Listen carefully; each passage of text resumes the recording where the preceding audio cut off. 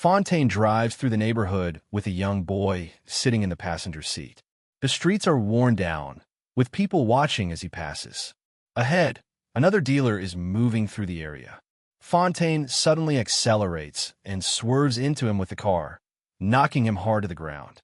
He steps out without hesitation, walks over, takes the cash, and gets back in. No reaction, no hesitation. He drives off like it's routine. He pulls up in the car of the young kid, asks him to let him sell drugs. Fontaine refuses and send him on his way. Fontaine is chilling with his friend when suddenly he is mad because his friend hasn't looked for Slick Charles, who was meant to get his money for him. Fontaine drives her straight to one of Slick Charles' working girls, who gives up his location. Fontaine pulls up to Slick Charles's place. Yo-Yo storms out of the apartment, telling Fontaine what room Charles is in. Slick Charles panics when he opens the door to Fontaine and lets him inside. Music is loud, and Slick is surrounded by women. Fontaine stays calm and asks for his money. Slick jokes and stalls, clearly not ready. Fontaine finds his money hiding place. Fontaine takes it and leaves, the tension still there. Fontaine sits in his car.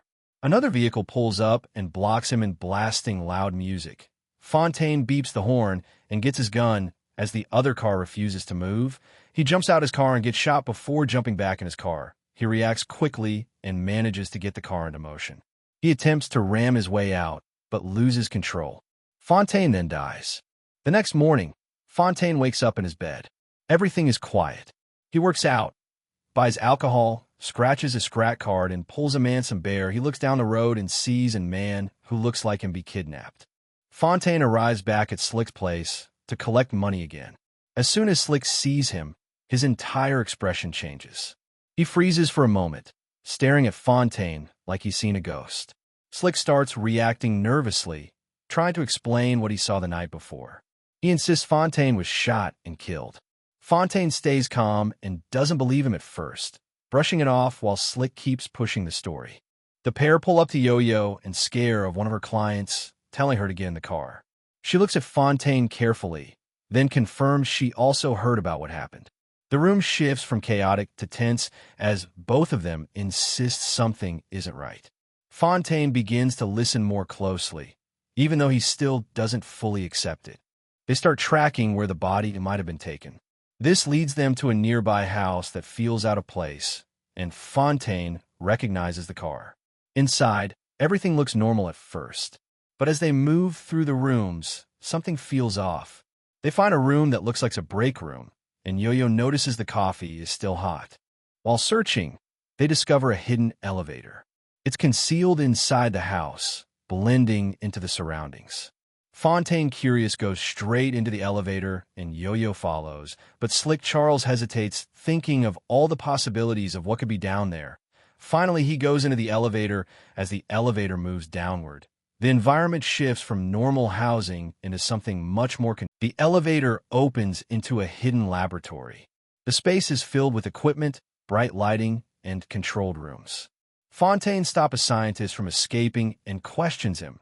Slick Charles notices a cocaine-like substance and uses it. Charles watches over the scientist and starts uncontrollable laugh before Yo-Yo jumps, scares him, forcing Charles to shoot him. Fontaine looks over and sees a body lying on table. He realizes it looks exactly like him. He stops and stares at it. The moment lingers as the reality of what he's seeing begins to sink in. The next day, Fontaine rounds up his crew and breaks into the house. Everything looks completely normal again. The elevator is gone. There's no sign of a lab or anything they saw before. The house looks untouched, as if nothing ever happened. His crew thinks he got it wrong and slightly crazy. Fontaine, annoyed, drives off and leaves his crew behind. Fontaine heads over to Slick Charles' place. He can't believe how the house has turned back to normal and look to the other's ID is going crazy. Charles flips, explaining that it was all real, until Charles sees food on the TV and don't want to talk no more unless there's food. They arrive at the fried chicken spot and eat food while talking about the lab. Charles notices some things as has never seen Fontaine laugh as he looks around the room. So is everyone else. He then smacks away the food, snaping the group out of it, telling them the powder from the lab is in the chicken. Charles points out that the manager is the same guy from the lab.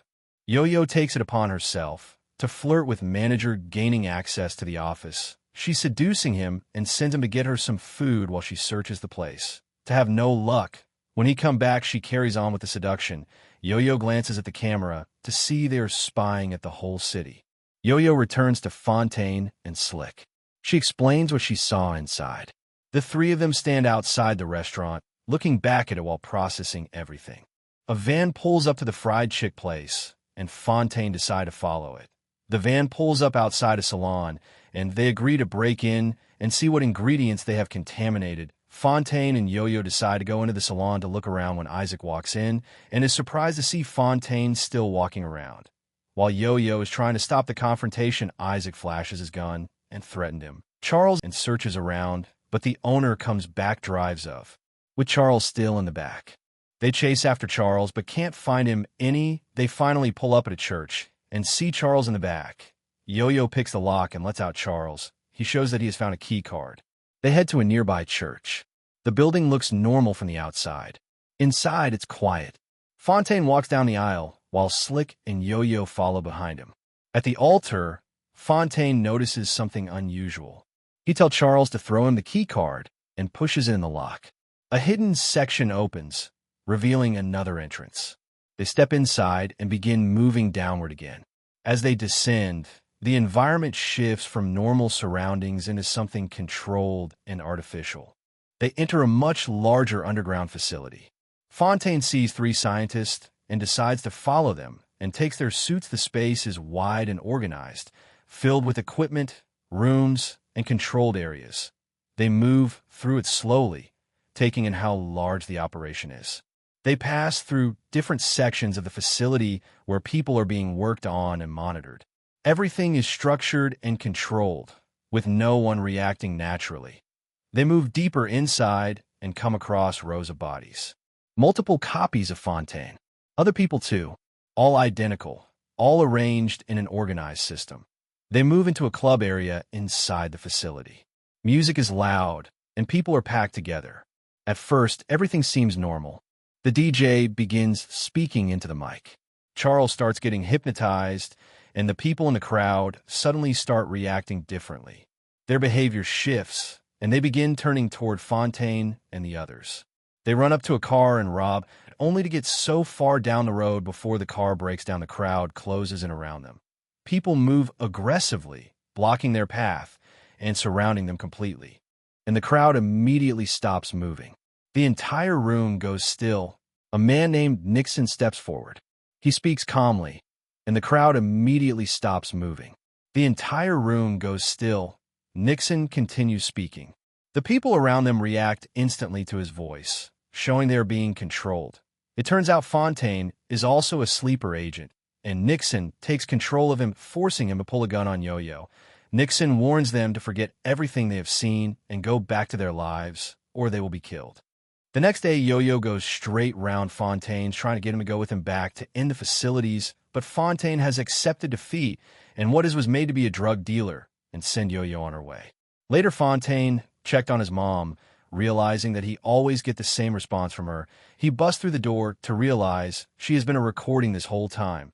This hits a spark in him, and he is ready to put an end to them.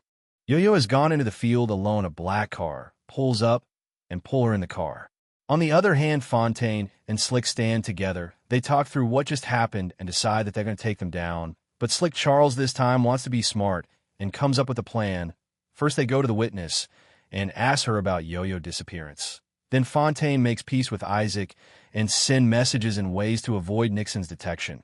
They plan for Isaac to shoot Fontaine to get into the facility, and so he does. Slick Charles and Isaac rounds up the crew driving through the streets and goes to a shop where they threaten on of the facility worker to reveal the elevator's location. Meanwhile, Fontaine wakes up and gets out of the body bag and goes in gunpoint get the staff to open the elevator doors. Slick Charles and Isaac crew are amazed it's real and going all guns blazing. Yo-Yo is chained and fakes falling asleep while they put a sedative cream on her head.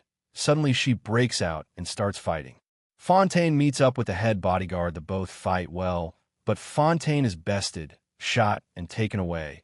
Fontaine is shocked when he awakes to find out this whole time that it is the original clone that has been behind this the whole told. The original clone explains that he started all this because his brother was killed in gang violence and no one cared, leading him on a path to control everyone. Fontaine says the code for the sleeper agent, and the bodyguard turns and shoots the original clone.